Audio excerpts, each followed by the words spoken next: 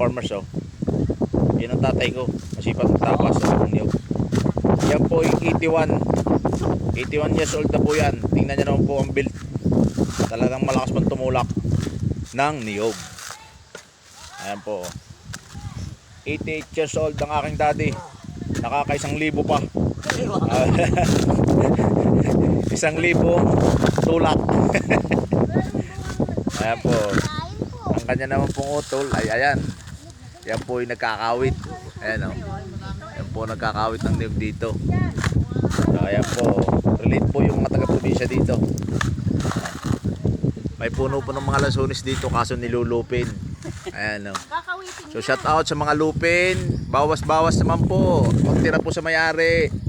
Ayan. At nakakahiya naman po sa may-ari. Ayan po. 88 years old ay 81 years old. Ayan o. Talaga naman po nga oh. Nakikita nyo naman tumulak oh. Partida pa yan oh. Yan po ang aking daddy. Talagang proud oh.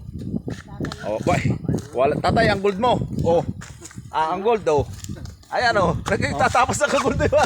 Paano kayo ma-hold up di? Let's go po. Ayan si Uncle naman po ang naglalawis, nagkakawit ng niyog. Ayan oh.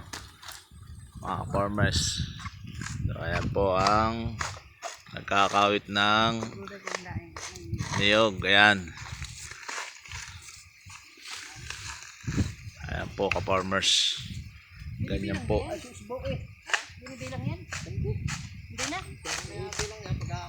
Ayan po.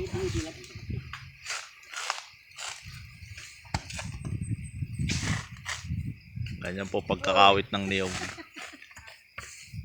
Kakawit. Tatam na naari ano? Amday din tatanim dito? Ha? Siguro yung ano doon, yung inore. Oo.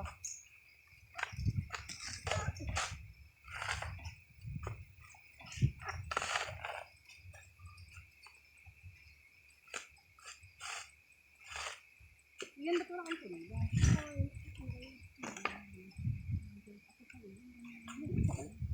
Ito, wag tawag din pero ilaw. Ang baba naman. Ilaw? Oo, daw ko yung papa. Ito. Nakakain naman. Ay, nakakain. Nakakain ka na?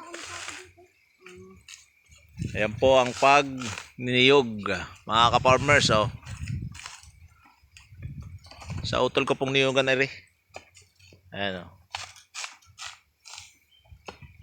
Ganyan po pagkakawit ng koko. Kopra. Coconut.